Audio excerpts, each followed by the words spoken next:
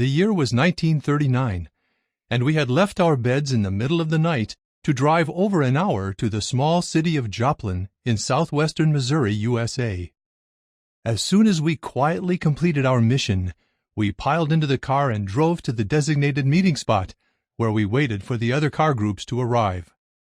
You may wonder, though, why we went out in the ministry that morning before sunrise, and then left the territory so quickly. I will tell you later. In the little town of Cherryvale, Kansas, the police told Dad that they would not allow the sound car in the town park, where many people were relaxing on Sundays, but outside the park it was permitted. So, without objecting, Dad moved the car to the adjacent street facing the park, so that the people there could still easily hear the message. In the late 1930s, we engaged in special blitz campaigns to cover territories quickly where there was much opposition. We would get up before dawn, as we did for Joplin, Missouri, and quietly put tracts or booklets under the doors of people's homes.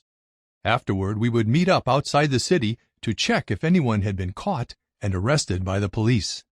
My work expanded in 1960 with the arranging of charter flights from the United States to Europe for the 1961 international conventions. From there, our journey took us to France, over the Pyrenees Mountains, and into Spain, where the witnessing work was under ban. We were able to deliver some literature, disguised as wrapped gifts. About a year later, my Bethel assignment included arranging for selected delegates to travel to a special series of international conventions that straddled the globe. Besides scheduling flights and hotel stays, our Bethel department obtained all the visas needed for stops in several countries.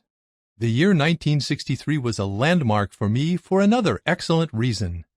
Because the work in Jordan was restricted, and we had been told that Jehovah's Witnesses were not granted visas to enter the country, we wondered what would happen when we arrived there.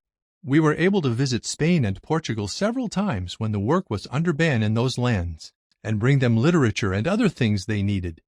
We were even able to visit some of our brothers imprisoned in an old military fort in Cadiz, Spain. Several brothers and sisters we met had spent years in Soviet prisons. On our last branch visit to South Korea, we were able to meet with 50 of our brothers at a prison in Suwon. My Bethel service continues. Even though I am now over 84 years of age, I can still enjoy meaningful work